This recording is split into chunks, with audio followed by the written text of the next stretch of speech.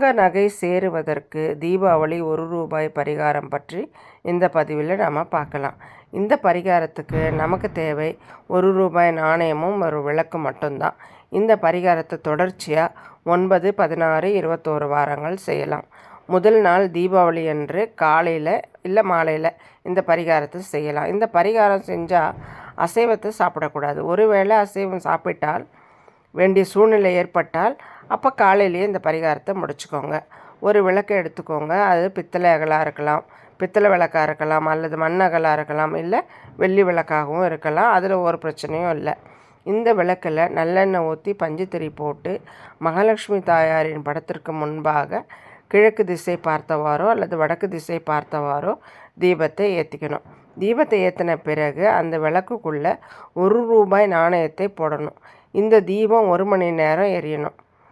அது அவசியம். 1 மணி நேரம் எரிந்து முடிந்த பிறகு அதை குளிர வச்சுருங்க.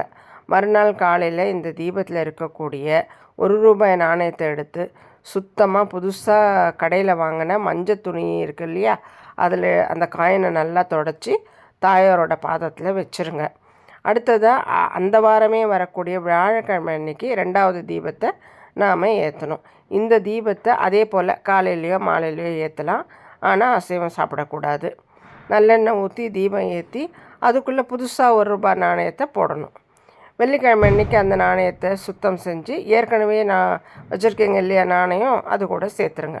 இப்படி தொடர்ச்சியாக 9 வாரம் செய்ய வேண்டும். ஆரம்பிக்கும் முதல் வாரம் மட்டும் தீபாவளி நாளாக இருக்கணும். 2வது வாரத்திலிருந்து அடுத்தடுத்து தொடர்ச்சியாக ஒவ்வொரு வியாழக்கிழமையும் இந்த தீபத்தை ஏற்றி ரூபாய் நாணயத்தை போட்டு சேகரித்து வச்சுக்கோங்க.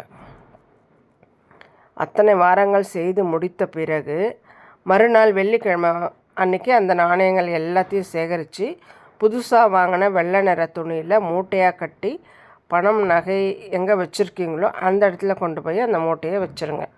இப்படி செய்கிறதுனால புதிதாக தங்கம் நகைகள் வாங்கிறதுக்கோ இல்லை அடமானத்தில் இருக்கக்கூடிய தங்க நகைகளை மீட்கிறதுக்கோ உரிய பண வரவு உண்டாகும். முழு மனசோட எந்தவித சந்தேகமும் இல்லாமல் மகாலட்சுமி தாயாரை நினச்சி இந்த ரூபாய் தீப வழிபாட்டை செய்கிறவங்களுக்கு தங்க நகை சேரக்கூடிய யோகம் உண்டாகும் என்ற தகவலை கூறி இப்பதிவினை நிறைவு செய்து கொள்கிறோம். நன்றி, வணக்கம்.